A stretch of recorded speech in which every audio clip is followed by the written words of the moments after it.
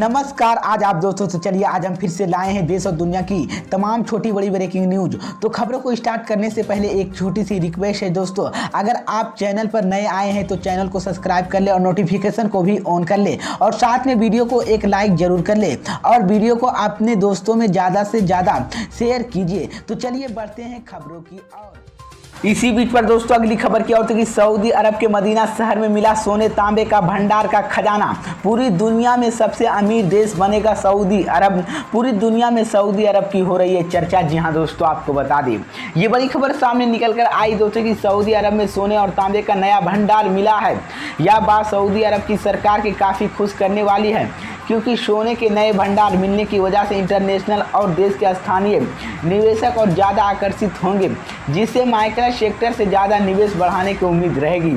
Saudi अरब के भूआग्निक सर्वेक्षण विभाग ने सोने और तांबे के नए अयस्क के स्थलों से मिलने के एक ऐलान किया है। सऊदी अरब के जिस इलाके में सोने का अयस्क स्थल मिला है वो मदीना के अबा अल रहमुल्लाह बारिक सिलहियाज सीमाओं पर मौजूद है। मदीना के इस इलाके में सोने की खोज इसलिए भी खास है क्योंकि पहले अल्लाह बारक चिल्ले सोने के अयस्क की कमी थी। रिपोर्ट के अनुसार सऊदी अरब ने सोने और तांबे के अयस्क स्थलीय हुई नई खोज की वजह से स्थानीय और अंतर्राष्ट्रीय निवेशक के आकर्षित होने की उम्मीद की जा रही है। इस खोज से करीब 4000 नई नौकरियां पैदा होने की भी उम्मीद है।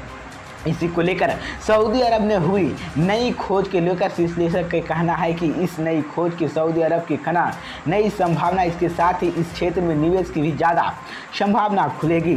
सोने और तांबे के नए भंडारों को खोज सऊदी अरब के माइनिंग सेक्टर के मजबूत करेगी और जो क्राउन प्रिंस मोहम्मद बिन सलमान के विजन 2030 के लिए एक सहारा बनेगा। MBS की इस वजन से साल 2030 तक सऊदी अरब की आर्थिक निर्भरता तेल से हटकर अलग अलग चीज़ों पर स्थापित करने की जोर देना है। मैं आपको बता दें कि सऊदी अरब ने सोने के सबसे बड़े धारक के लिए रूप से दुनिया के 18वें स्थान पर है और ख़ास तौर पर अरब देशों के अपने भंडार के मामले में सबसे ऊपर है। ऐसे में सोने और तांबे के नए भंडार मिलने से जाहिर तौर पर काफ़ी फ़ायदा सऊदी अरब के भविष्य में पहुंचेगा। नया सिर्फ स्थानीय बल्कि दूसरे देशों के निवेशक भी आकर्षित होंगे और इच्छा निवेश आने की समय देखने को मिला आशा है। इसी बीच तो ये बड़ी अपडेट है दोस्तों कि सऊदी अरब में सोने और तांबे का खजाना मिल गया है, जिसके बाद सऊदी अरब की पूरी दुनिया में चर्चा हो रही है और सऊदी अरब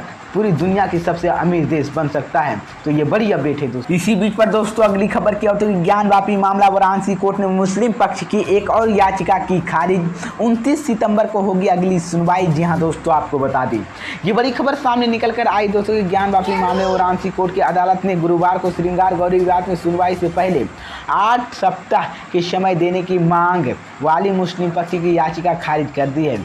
साथ ही कोर्ट ने मुस्लिम पक्ष की नोटिस भी जारी किया है कि 29 सितंबर को हिंदू पक्ष की ओर से शिवलिंग की कार्बन डेटिंग पर अर्जी आपत्ति दर्ज कराने को कहा था और मामले की अगली सुनवाई 29 सितंबर को तय की गई है।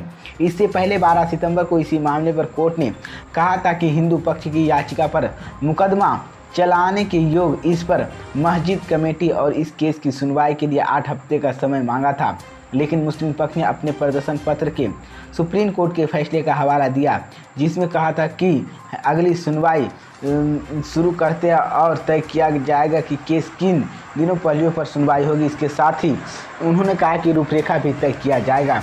हिंदू पक्ष के प्रतिनिधित्व करने वाली अतिरिक्त विष्णु संगा जॉन ने कहा कि शिवलिंग कार्बन डेटिंग की मांग के लिए एक आवेदन दाखिल कर रहे हैं और जॉन को कहना है कि हम कार्बन डेटिंग की मांग कर रहे हैं और मुस्लिम पक्ष का कहना है एक और फव्वार हम कहते हैं और एक शिवलिंग की एक तंत्र है। इसी बीच मैं आपको बता दें कि 5 हिंदू महिलाओं की ज्ञानवापी मस्जिद के परिसर में कथित तौर पर मौजूद हिंदू देवताओं को पूजा करने की अनुमति मांगी थी। इसी बीच तो ये बड़ी अपडेट है दोस्तों। इसी बीच पर दोस्तों अगली खबर की औरतों की NI रेड के खिलाफ केरल से तमिलनाडु तक PFI का जोरदार प्रदर्शन। बीजेपी दफ्तर पर किया हमला, गाड़ियों में जमकर तोड़फोड़, मोदी को झटका। जी हां दोस्तों, आपको बता दें ये बड़ी खबर सामने निकल कर आई दोस्तों की केंद्रीय एजेंसी की कार्रवाई के खिलाफ अपना कड़ा विरोध जताते हुए पालापुर कॉर्पोरेट PFI के केरल में आज सुबह से शाम तक हड़ताल का आह्वान किया है। इस दौरान भारी बवाल की खबर सामने आ रही है। केरल को लेकर तमिलनाडु तक जमकर तोड़फोड़ की जा रही है। बताया जा रहा है कि तमिलनाडु में बीजेपी दफ्तर भारी हमला किया है और कच्ची सरकारी बसों की निवर्सन बनाकर तोड़फोड़ की गई है। साथ ही वर्तक की तोड़फोड़ खबरें की सामने आ रही है।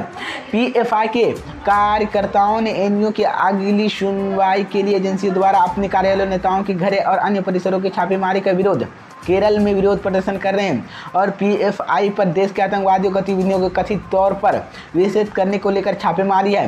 एक पीएफआई समुदाय ने कहा कि इस राज्य में समिति पाया कि संगठन नेताओं को गिरफ्तार किया जाए और इसी को लेकर मैं आपको बता दें इसी बीच तो ये बड़ी अपडेट है दोस्तों। इसी बीच पर दोस्तों अगली खबर क्या होती है, गृह मंत्री अमित शाह को उद्धव ठाकरे ने दी खुली चेतावनी, कहा मुंबई आए तो आसमान दिखेगा। जी हाँ दोस्तों, आपको बता दें ये बड़ी खबर सामने निकल कर आई दोस्तों की कुर्सी जाने के बाद शिवसेना का उद्धव गुट नए सिरों की खुद के स्थापित करने में जुट गया है। इसी कड़ी में पहली बार उद्धव ठाकरे ने बीजेपी सरकार पर तख्त तेवर हमला हुए हैं। बुधवार को उद्धव ठाकरे ने कार्यक्रम के गृह मंत्री अमित शाह पर कहा कि अमित शाह ने मुंबई आकर कहा था कि शिवसेना और उद्धव ठाकरे की जमीन दिखाना है और मेरा कहना है कि वो आने दीजिए, अमित शाह को आसमान दिखाए बिना नहीं देंगे। कुर्सी जाने के बाद शिवसेना उद्धव गुट ने ये बड़ा बयान दिया है। उद्धव ठाकरे ने अपना आक्रमण के रुख जारी रखा था और कहा था कि अमित शाह के उद्धव ठाकरे को खुली चेतावनी दिया है और हिस्मत के महीने में भर बीएमसी का चुनाव लेकर दिखाई दिया और मुंबई के घर समाज हमारे साथ और गुजरात में हमारे साथ, हिंदुओं में कोई फूट नहीं है। अमित शाह ने हिम्मत में बीएमसी के चुनाव के विधानसभा चुनाव महीने भर में यहाँ पर करकार दिखाई दी। उद्धव ठाकरे ने पीएम नरेंद्र मोदी पर भी हमला किया है। उन्होंने कहा कि 70 साल बाद देश में चिंता लाएंगे, लेकिन आवाज़ सुनी और बिल्ली जैसी शिवसेना यथावाद